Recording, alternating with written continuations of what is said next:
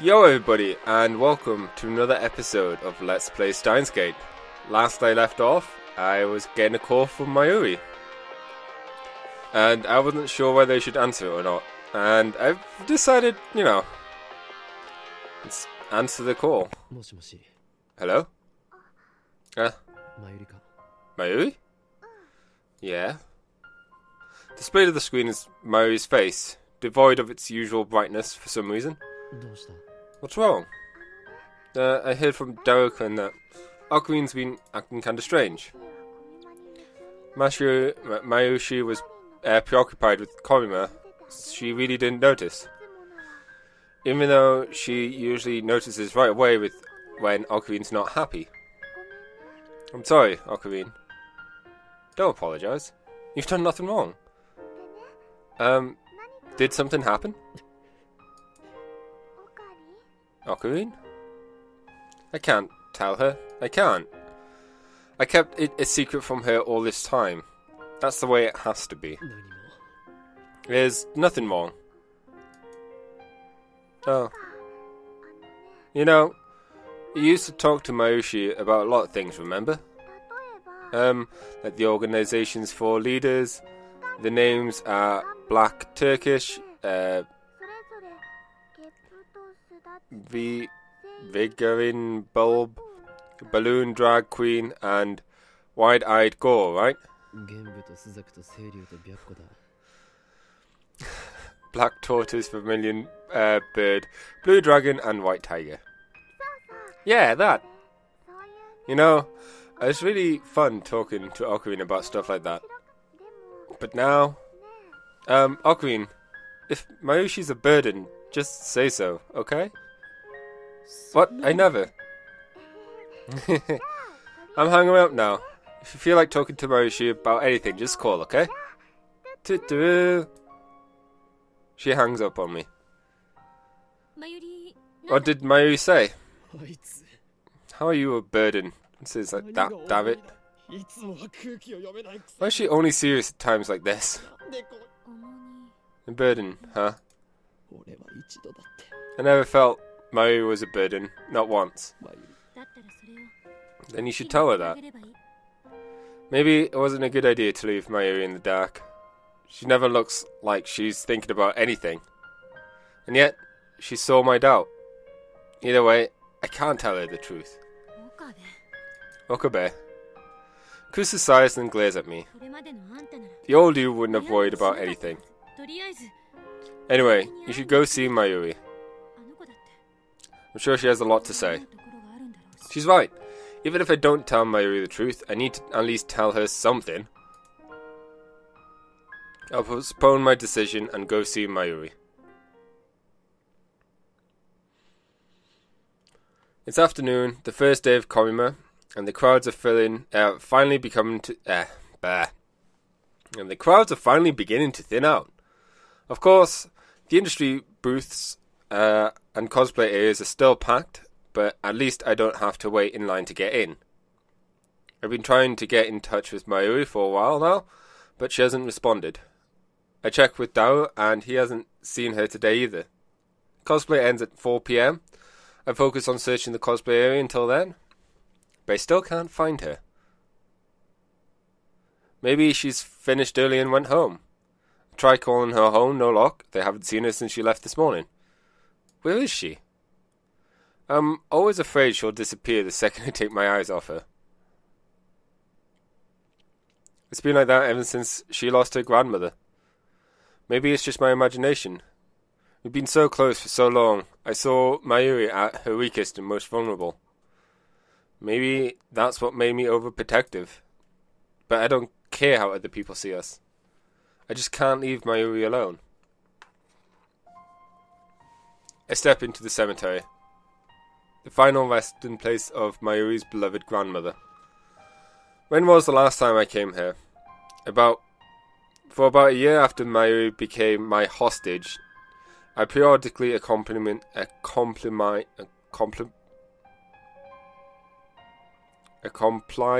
here. Words. But I don't think I've been here since I entered high school. So it's about 3 or 4 years.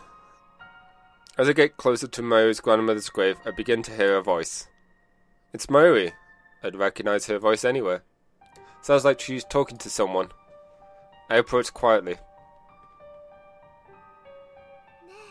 Hey, Granny. Mayuri is standing there, talking to the grave. What relief, she hasn't disappeared. I decide to watch silently from a short distance away. I've been having scary dreams lately. For a second I wonder if she's learned to communicate with the dead, but no, she's just talking to herself. In my dreams, bad things keep happening to me.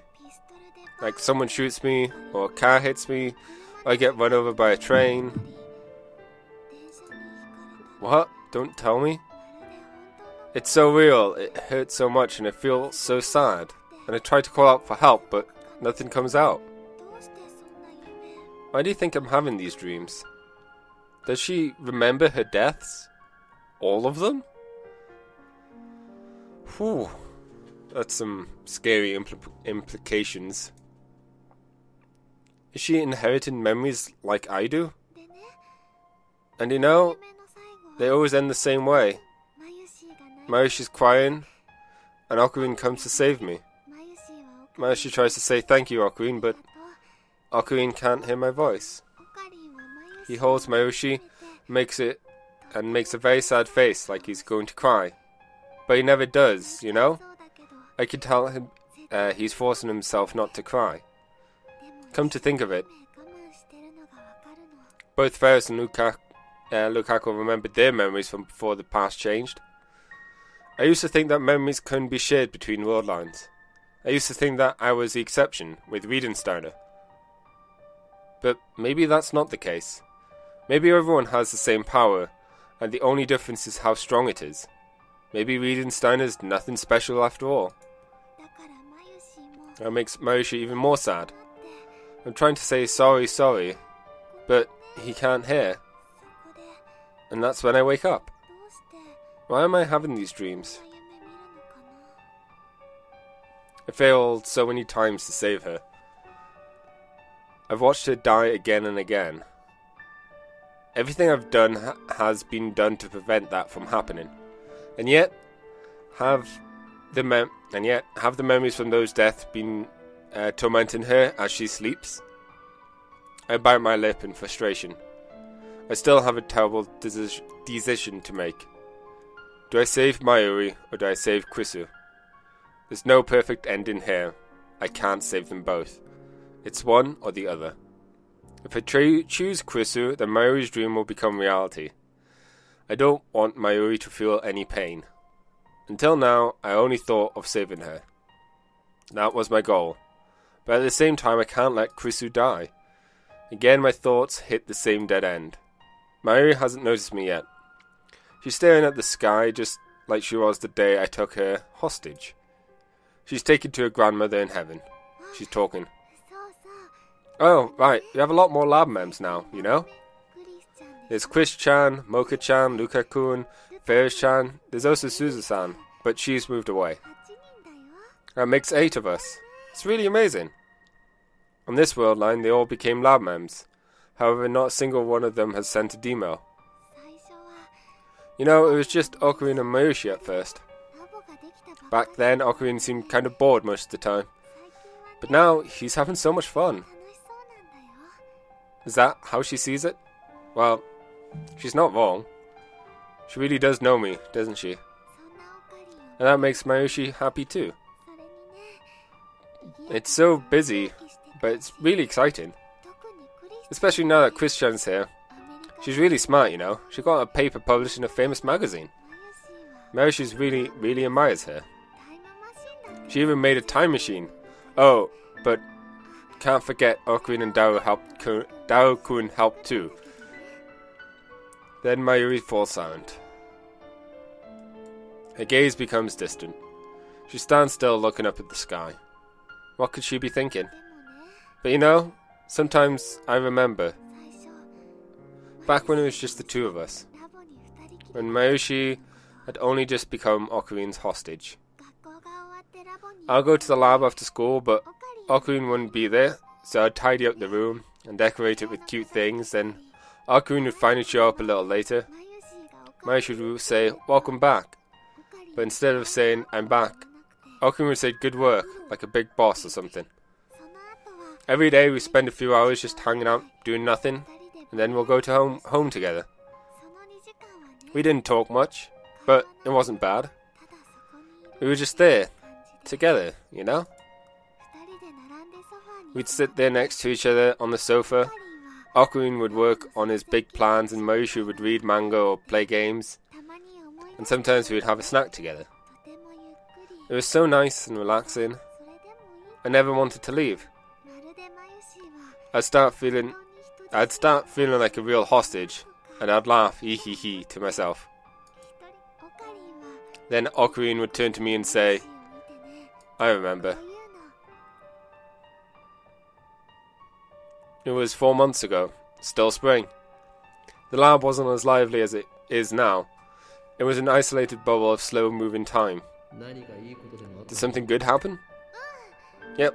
Well, not really, but kinda. It must be an illusion.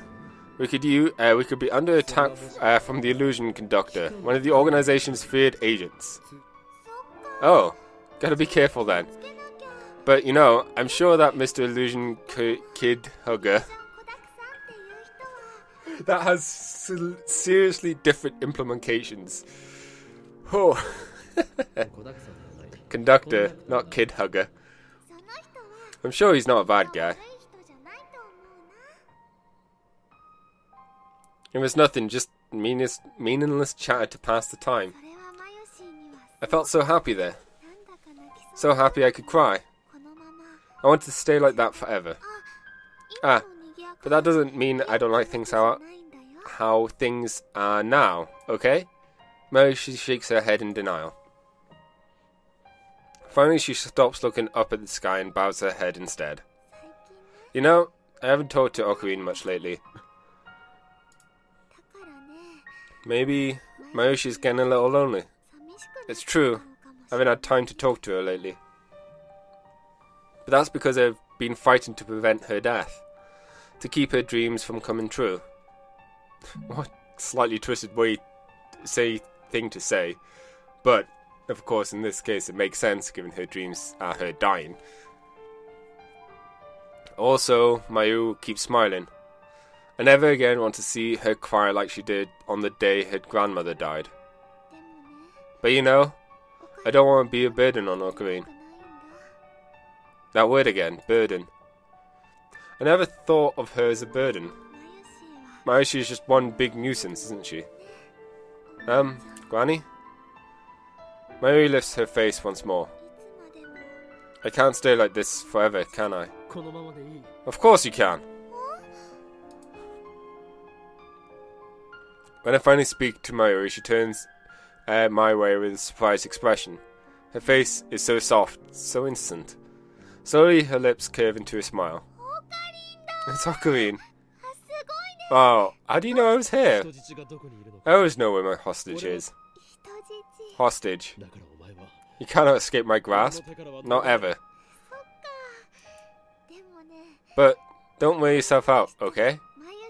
Mayushi's a little worried. Hoin Kiyoma is not so weak as to acquire your concern. When the time comes, I'll tell you everything. Huh? So stay with me until then, like you always have. Mayushi stands up to the grave once more, and turns to the grave once more. As an offering, she leaves a brand new white lily, as well as some dango dumplings. Let's head back, Ocarine. Shouldn't we get some dango for ourselves first? Back when we used to visit the cemetery together, it was part of our daily routine to eat dango on the way back. Of course.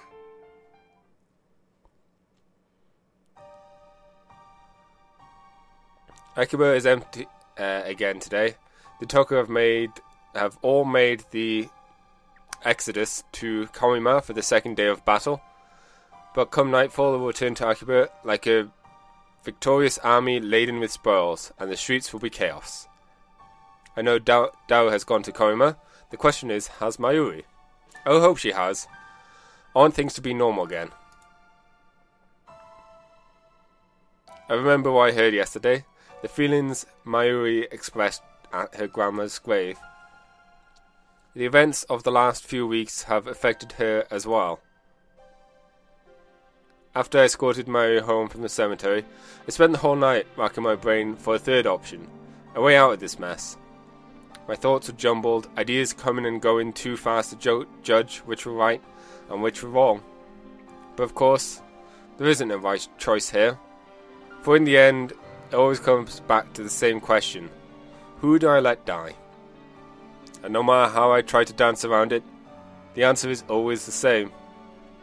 I can't choose. Is there no one else who can make this decision? No. Even if there were, I know I would never accept their choice, whichever it happened to be. Because anyone else would honestly probably choose Krisu's death, given how that ends towards a better future. So letting anyone else choose is essentially letting them pick Krisu. To die, I mean. Once again, I'm heading for the roof of Radican. I had to get out of the lab. Mayuri or Krisu might return at any moment, and I can't face them now. I look up to the sky. The clouds are dark and heavy.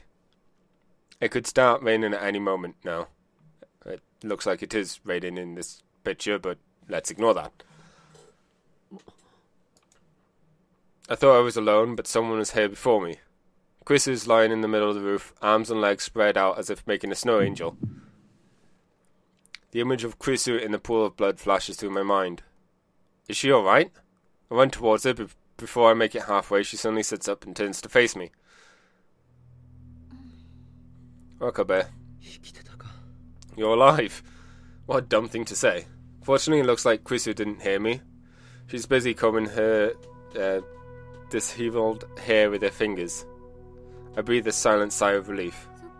Right, I forgot I might run into you here. What are you doing? Thinking? Oh. What's she thinking about her death? I don't know what to say, so I keep my mouth shut. Krisu appears to be in the same boat. She is staring at the capsule toy dispenser in the corner. It appears to be the same boat. She's staring at the capsule toy dispenser in the corner, her face wearing the usual frown. The awkward silence drags on. When you think about it, Krisu's fate rests in my hands. My decision will determine whether she lives or dies. Her fantastic hypothesis yesterday was a desperate attempt to construct a scenario where she didn't die. Even if she believes that her theory is correct, it must be difficult to her to avoid imagining her own death. I force a smile. I'm getting really uncomfortable here. Looks like I'm in your way, so I'll go. Oh, okay. Damn. I was expecting a sarcastic remark like, since when do mad scientists have manners or something? Just then, something cold lands on the tip of my nose. There's the rain. When I look up, raindrops start landing on my forehead. An evening shower. It's only going to get more intense and quickly.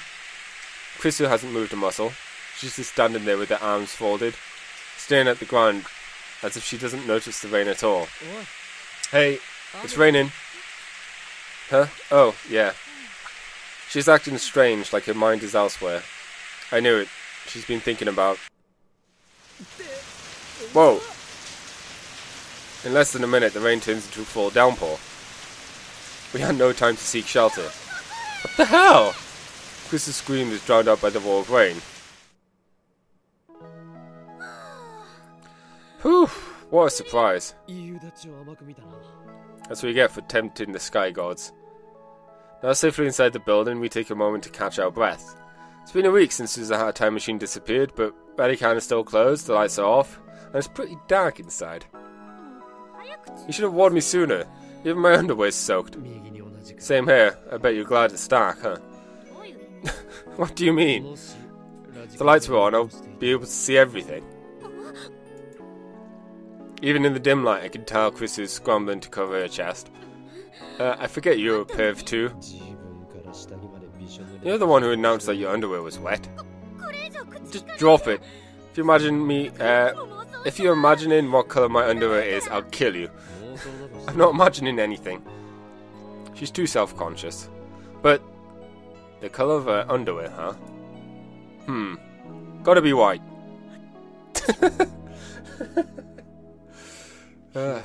Cold? I'm not stripping naked if that's what you're suggesting. Your perverted tricks won't work on me. You said strip. Calm down, will you? Good. But if you want to strip, go right ahead. I can't make out your scrawny figure in this light anyways. Another word and I'll make you eat your cereal Nortex with ponzu sauce? Sorry. Please spare me that horror. Still, the wisecracks are a welcome distraction. A storm like this shouldn't last long. Guess we'll just wait it out. I see Chris's shadow on the move as I move to sit down on the staircase. I sit next to her. Hey, get your own stair. What? You're the one who said not to speak. You're too close. Don't come any closer, okay? You can stay where you are, but come any closer and I'll push you away, okay? Our bodies gradually get cold. We start shivering. Maybe I should take off my wet clothes. But if I do that, Chris will call me a perv again. It's a no-win scenario. Better not. Our eyes gradually adjust to the darkness. I can see Chrisu more clearly now. She's huddled against the wall. Don't look at me. Impossible. How can you see where I'm looking?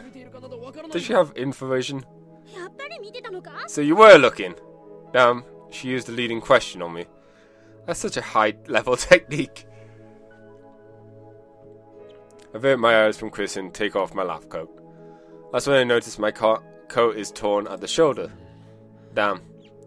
Must have caught on something when we ran inside. What are you talking about? Just a little tear on my coat. Its circumstances... Its clumsiness is one of your character traits? Don't be ridiculous. I'm a mad scientist. I bear the curse of insanity, not clumsiness. It seems like forever since I've talked to Chrisu as Hoin Kyoma. Yeah. Chrisu suddenly holds out her hand. Give it here. What? I happen to have a sewing kit with me. I'll stitch it up for you. A sewing kit? You? Something wrong with that? I hand over my coat as asked. You an experiment-loving girl? You're not supposed to be domestic? Can't I be a domestic experiment-loving girl? You domestic?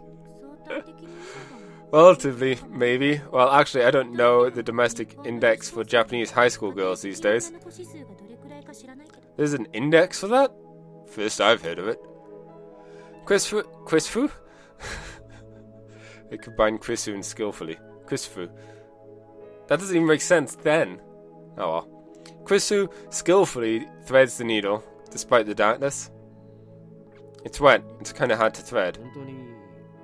Did you really just happen to have that with you? Get over it already. It's really wrong for me to have a sewing kit. It's not wrong, it just seems like you planned for this. So you're saying I brought you here because I somehow knew your coat was going to get ripped. Uh-huh. Ridiculous. Before you get the wrong idea, I'm not fixing your coat because I want to or anything, okay? Nice Tsunade line. Don't mock me. You just happened to tear your clothes and I just happened to have a sewing kit handy when you did. It's coincidence, that's all. Coincidence. Hey, you didn't time leap, did you? So now you're saying that I went back in time for the sole purpose of repairing your stupid lab coat. Uh-huh. Ridiculous? Ridiculous. There. It's so important I said it twice.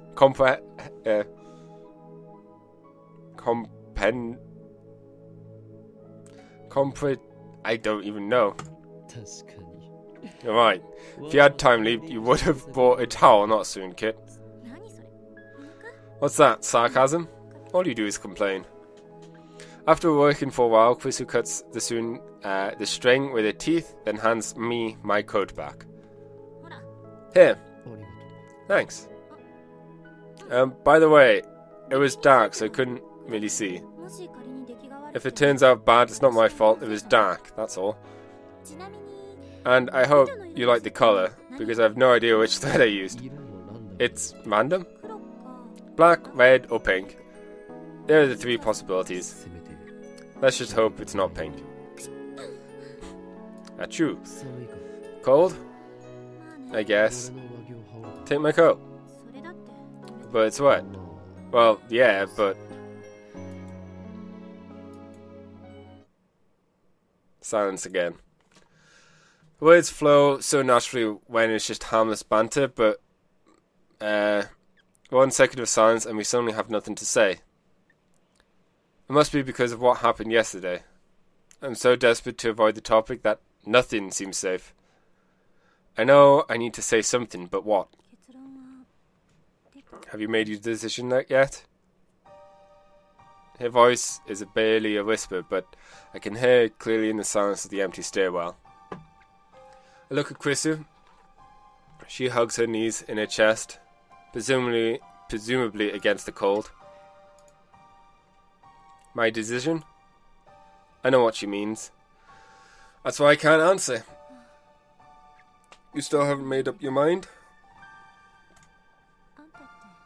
You like Mayuri, don't you? What? Where did that come from? Quisu keeps staring into the darkness. It's probably just my imagination, but lately I've been seeing things like a strange sort of deja vu. In these visions, you're fighting to save Mayuri all by yourself. You never give up, no matter how much it hurts. Quisu too? Then he came for me to help. He's so desperate, so earnest, I just have to do what I can. Not that I'm doing it for you, okay? I just want to save Mayuri, that's all. Anyway, these images are stuck in my head like memories. So Quisu's the same. She still has faint memories from previous world lines. I tried self-analysis. Maybe I'm making mistaken dreams for reality, projecting my hopes and fantasies. I don't know. But there's one thing I know. You have to save Mayuri. Aren't you afraid? To save Mayuri, I must undo the current world line. If I do that, Quisu will die. You know, kind of feels like we're trapped in an ancient ruin. Quisu suddenly changed the subject. And she looks around the dark, empty stairwell. Like the world ended. And we're the only two people left. I've been thinking. Say you go back to the beta world line and everyone else goes with you. What if I can't go with you? What if I'm the only one left behind? Would the entire world become like this place? It's just a theory, but I can't help but wonder. I need to say it. I'll save you, not just Mayuri, but don't make promises you can't keep. Quisu cuts me off sharply, then buries her face in her knees. He asked me if I wasn't afraid. Of course I'm afraid. Maybe I'll disappear, maybe I'll be left alone, behind all alone, or maybe only you will disappear and everything else will stay the same. The world will continue and no one will even know that you existed. I'll go back to America as if nothing ever happened. Maybe. I feel hopeless just thinking about all the possibilities. But even so, Quisu raises her hand and spears me with a glare. Her head. Do you think I would tell you to let Mayuri die? Jesus, it's cold. Krisu grabs her own arms. In the darkness, I see her shoulders shaking. Because of these wet clothes, this sucks. Anyway, enough of this nonsense. It's nothing but conjecture. Baseless, worthless. I want to cut open my skull and extract this part of my brain that comes up with these delusions. Now she's talking to herself in an angry tone. Chris has always been calm when faced with the unknown. I admire that for her. I thought she was facing this calmly too, but I was wrong. Behind her cool facade, she was struggling to cope with the knowledge that her very existence is in jeopardy. She was fighting the fear all alone. She was fighting that fear all alone, and now it has finally come out to the surface. Of course she's afraid. However brilliant she may be, she's still just an 18-year-old girl. Krisu abruptly stands up. I realize that I no longer hear the sound of rain pouring on the roof. Listen, Okabe. You can't save both of us, correct? No matter how you struggle, it's one or the other. But... no buts. My answer won't change. Save Mayuri. I hear the pain in her voice, and also the resolve. Krisu has made up her mind. I look away and clench my fist, my nails digging into the palm of my hands. Are you telling me to give up? To abandon you?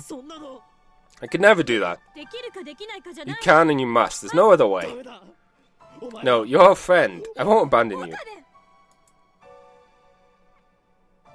Krisu drops to her knees and grabs me by the collar. I gasp for breath as she stares into my eyes. Her eyes are hard and stern. It's always like this when she scolds me. Always the same glare. Is there another solution? There isn't, is there? I don't want to live if it means sacrificing Mayuri. If you don't save her, I'll never forgive you. This can't be happening. I hate this choice with no right answer. I hate this universe for being so cruel. And most of all, I hate myself for forcing Krisu to speak these words when she is the one with the most to lose. Tears well up in my eyes, but I bite my lip and hold them back. Is there really no other way? I can't bear it. I look straight back at Krisu as she holds me by the collar. I tightly embrace her slender body. Our clothes are still wet from the rain, but all I feel is warmth radiating from the core of her being. But you're right here. Why does it have to be this way? Tension drains from her back and her hands. She gives her whole body to my embrace. Thank you. I know you're hurting for me, but you've done enough. I'm fine. So just don't think about Mayuri, okay? Despite her fear, Krisu has made her choice. It's time for me to do the same. I need to decide here and now. The future of the world. Which friend to let die. Holding Krisu tightly, I whisper into her ear. I'm sorry. A meaningless apology. I want to save Mayuri more than anything. Those words are a death sentence, but I force myself to speak them. It takes every ounce of willpower I possess. I can't save you. I know. When I finish, I feel a great weight has left my shoulders, and at the same time as if 1,000 needles are stabbing into my heart. Krisu weakly returns my embrace. She then lets go and stands up. Well then. There's already a look of relief on her face. I'm heading back. Back? Where? To America? To the lab, of course. I need to dry my clothes. I want to take a shower too. In that case, we should head back together. But before I could suggest it, Krisu beats me to the punch, as if she read my mind. You stay here and soak for a while. Understand? We can't go back together. That's her verdict. Understood. I hung my head and shut my eyes.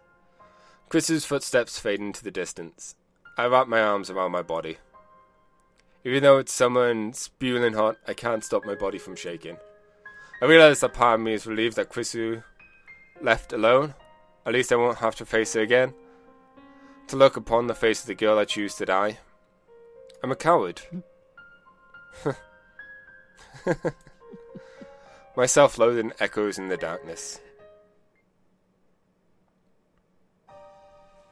Receiving mail. See you.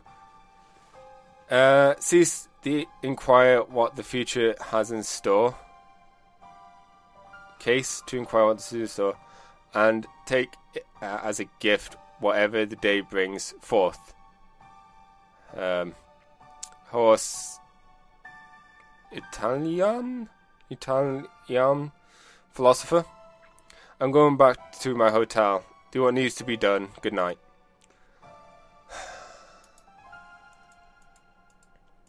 I wait about 2 hours before returning to the lab. Chris is already gone by when I get there. All she left is a single email. I sit down on the sofa while drying my hair. With a towel I look towards the PC in the corner of the room. It's already connected to the IBM 5100, ready for Dow to start hacking. I already got in touch with him. The hacking starts tomorrow at noon. I drove myself even further into a corner by telling that to Dow that I can't turn back, no matter how much I want to. I choose Mayuri. I will let Chrisu die. Showering didn't soften the retching pain in my heart. In truth, I'm just riding on Chris's resolve. Mine is still a flimsy thing. I can't help but wonder, is this really okay? Really?